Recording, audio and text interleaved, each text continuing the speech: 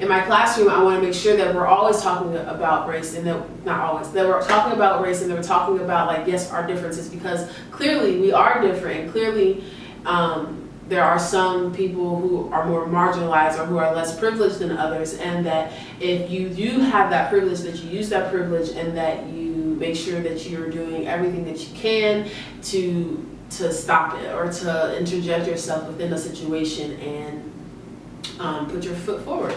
The last video was the Jane Elliott video, and it was really amazing to me how quickly students learned, or students believed, that they were lesser than their classmates just because of what their superior or their teacher said. Jane Elliott did an excellent job with this, and I think that if educators now would take a step and take initiative to tell their students, like, this is not okay, that this is wrong, or that this is right, you're doing a good job, like, continue to do this, then when the students grow up, then they can continue to teach their students, and then, or their kids, and then the process will just continue and continue and continue.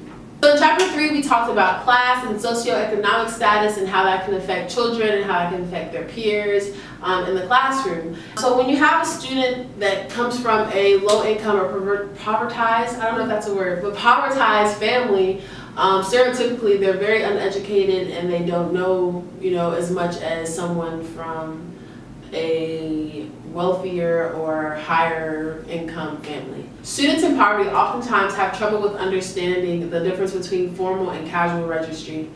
Since they are almost always communicating in casual registry, it makes it harder for them to come to school and be able to formally communicate with their students and their teachers. The next thing that I want to talk about is the cycle of poverty.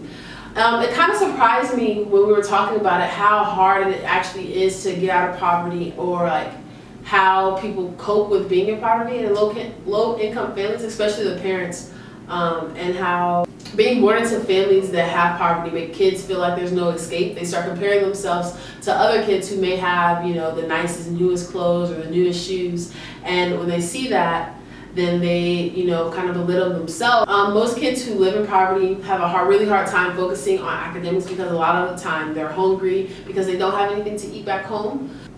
As a teacher, I have to make sure that if I see this, then I don't have to say anything to the student. However, I can bring in snacks and I can bring in, extras and like give it to the students.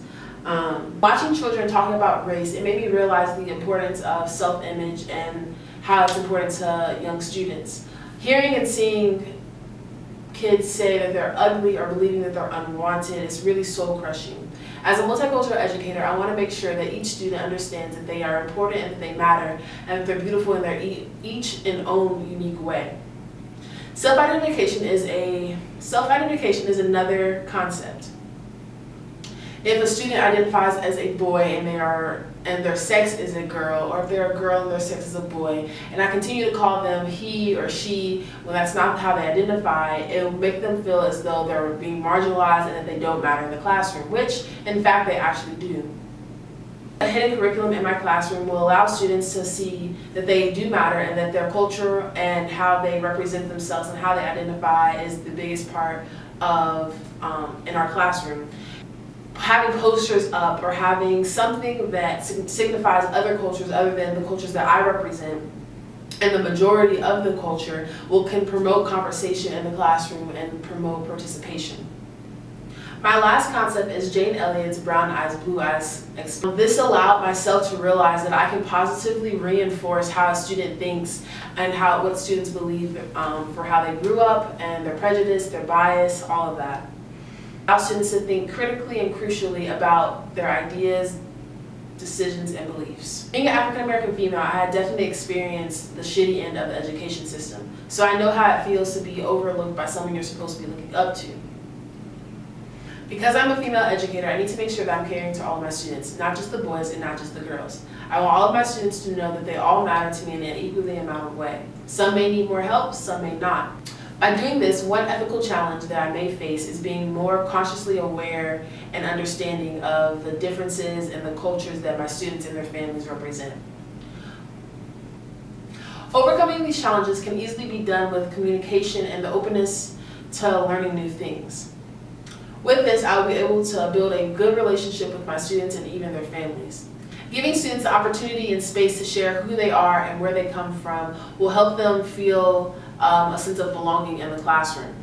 It's more important to know your students individually than it is to know your class as a whole. Students can be more successful in the classroom environment when they are comfortable and when they feel like they belong. Different posters of traditions and holidays will be put up so that the students know that this is a diverse and open classroom. 3 questions that I have are, how can I help transgender students or students who identify with the LGBTQ+ communities transition into the classroom with the least amount of judgment from their peers? When I have a student who doesn't identify as their assigned sex given at birth, but yet they want to be called he, she, how do I make that student happy and feel comfortable when their parents are asking me not to refer to them as the opposite of their sex, if that makes sense? I think that makes sense. I hope that makes sense. And my last question is, how do I connect with a student who I literally have nothing in common with, I know nothing about their culture, their history, or their background?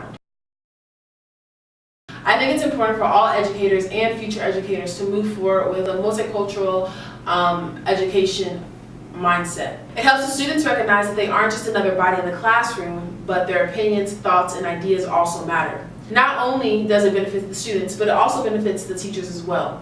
Being culturally competent and sensitive to a variety of cultures allows the educators to openly discuss issues that are happening inside and outside the classroom.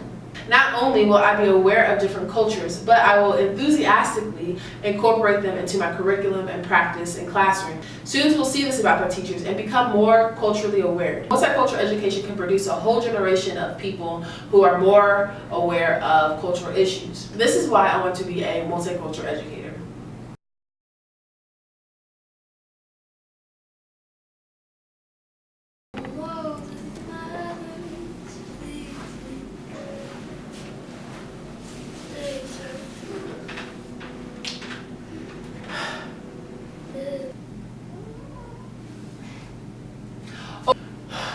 After watching talking about